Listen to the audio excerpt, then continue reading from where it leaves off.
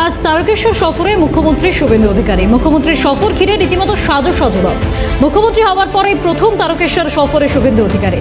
তারকেশ্বর মন্দির পরিদর্শনের পর প্রশাসনিক বৈঠক, সেখানেও থাকবেন 16 জন বিজেপি বিধায়ক ও প্রশাসনিক কর্তারা। আজ মুখ্যমন্ত্রী হওয়ার পর প্রথম তারকেশ্বর সফর মুখ্যমন্ত্রী শুভেন্দু অধিকারীর। তার সেই সফর ঘিরে রীতিমতো সাজো সজরব। আর এই সফরের পরেই একটি বৈঠকও রয়েছে, সেখানে উপস্থিত থাকবেন 16 জন বিজেপি বিধায়ক সহ প্রশাসনিক কর্তারা। আজ তারকেশ্বরে মুখ্যমন্ত্রী শুভেন্দু অধিকারী সফর রয়েছে তার। মুখ্যমন্ত্রী হওয়ার পরে প্রথম তারকেশ্বর সফরে যাচ্ছেন মুখ্যমন্ত্রী শুভেন্দু অধিকারী। তারপর সেখান থেকে একটি বৈঠকেও যোগ দেবেন। সেই বৈঠকে উপস্থিত থাকবেন 16 জন বিজেপি বিধায়ক এবং প্রশাসনিক কর্তারা। যে ছবি আমরা দেখছি, মুখ্যমন্ত্রীর তারকেশ্বর সফর ঘিরে রীতিমতো সাজো সাজো রপ্ত রয়েছে। তার পাশাপাশি রয়েছে একেবারে কড়া নিরাপত্তা ব্যবস্থা। সেই ছবি আপনাদেরকে আমরা দেখাচ্ছি।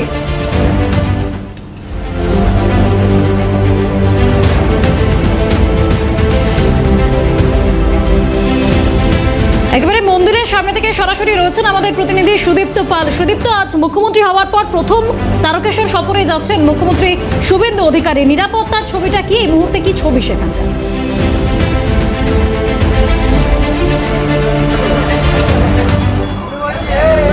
দেখো বৃষ্টি, আর প্রায় ঘন্টাখানেক, এখন প্রায় 11:45 বাজে। ঘন্টা দুয়েক পরে, অর্থাৎ প্রায় 2টোর কাছাকাছি সময়, 2টোর পরে কিন্তু মুখ্যমন্ত্রী শুভেন্দু অধিকারী তার তারকেশ্বর মন্দিরে পুজো দিতে আসার কথা। এবং মুখ্যমন্ত্রী হওয়ার পর এই প্রথম তার তারকেশ্বর সফর। এবং এখনো পর্যন্ত যেটা নির্ধারিত আছে, 2টোর পর, 1টা থেকে 2টোর পরে প্রধানমন্ত্রী শুভেন্দু অধিকারী তিনি এই তারকেশ্বর মন্দিরে আসবেন এবং সেখানে তিনি পুজো দেবেন। এবং প্রায় মিনিট 15 এই তারকেশ্বর মন্দিরে তার থাকার কথা। তিনি নির্দিষ্ট পোশাক পরে পুরোহিত সঙ্গে নিয়ে পুজো দিতে আসছেন এই তারকেশ্বর মন্দিরে। এবং দুধপুকুরের যে ঘাট আছে সেখান দিয়েই তার প্রবেশ করার কথা মন্দিরে, একেবারে গর্ভগৃহে। এই মুহূর্তে আমরা রয়েছি 1 নম্বর গেটে তারকেশ্বর মন্দিরে। কড়া নিরাপত্তার বলয় মুড়ে ফেলা হয়েছে, আমরা দেখতে পাচ্ছি এলাকা। এখানে মেটাল ডিটেক্টর দিয়ে সাধারণ ভক্ত যারা পুজো দিতে আসেন তাদের পরীক্ষা করে ভেতরে প্রবেশ করতে দেওয়া হচ্ছে। এবং এই মুখ্যমন্ত্রীর সফরকে কেন্দ্র করে কড়া নিরাপত্তা বলয় আমরা দেখতে পাচ্ছি। প্রচুর পুলিশ মোতায়েন রয়েছে 1 নম্বর গেটে। এবং পাশে দুধপুকুরের ঘাট দিয়ে কিন্তু মুখ্যমন্ত্রী ভিতরে প্রবেশ করবেন। এবং এই যে প্রবেশটা অত্যন্ত গুরুত্বপূর্ণ, কারণ মুখ্যমন্ত্রী হওয়ার পর তিনি কিন্তু প্রথম তারকেশ্বরে আসছেন। এর আগে কিন্তু উত্তরপ্রদেশের মুখ্যমন্ত্রী যোগী আদিত্যনাথ তিনি কিন্তু এই তারকেশ্বর মন্দিরে পুজো দিয়ে গেছেন। এবং এই চলতি মাসে প্রধানমন্ত্রী নরেন্দ্র মোদী তারও কিন্তু এই তারকেশ্বরে আসার কথা। এবং এই 20 তারিখের কিন্তু প্রধানমন্ত্রীর এই তারকেশ্বরে আসার কথা 20শে জুন। তার আগে এই মুখ্যমন্ত্রী শুভেন্দু অধিকারী কিন্তু শুধু যে এখানে পুজো দেবেন তা নয়, পুজোর পাশাপাশি তিনি কিন্তু প্রধানমন্ত্রীর যে সভাস্থল, সেই প্রধানমন্ত্রীর সভাস্থল কিন্তু দেখে যাওয়ার কথা আছে আজ মুখ্যমন্ত্রীর। আমার সঙ্গে রয়েছেন এই মুহূর্তে তারকেশ্বরের এক পুরোহিত।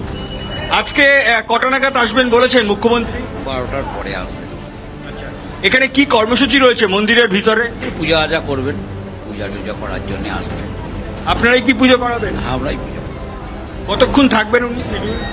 ওনার সময় নির্ধারিত রয়েছে, সেই নির্ধারিত সময়ের মধ্যে থাকবেন, তারপর আবার বেরিয়ে পুজো পাঠ হয়ে গেলে বেরিয়ে যাবেন। মুখ্যমন্ত্রী হওয়ার পর কি এই প্রথম, না এর আগেও? এই প্রথম দেখছি মুখ্যমন্ত্রী হওয়ার পরে উনি আসছেন।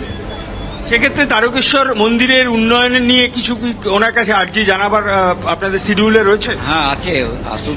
কি চান এই তারকেশ্বর মন্দিরের জন্য মুখ্যমন্ত্রীর কাছে? আরো সুযোগ সুবিধা, যাত্রীদের সুযোগ সুবিধার জন্য। কেন রয়েছে তো সুযোগ সুবিধা, মেটাল ডিটেক্টর, কিছু চাই যদি পাওয়া কি কি যায়। সুবিধা চান? সুস্থভাবে থাকার জন্য, সেই যাত্রীদের পরিষেবা যাতে ভালো হয় সেই জন্য।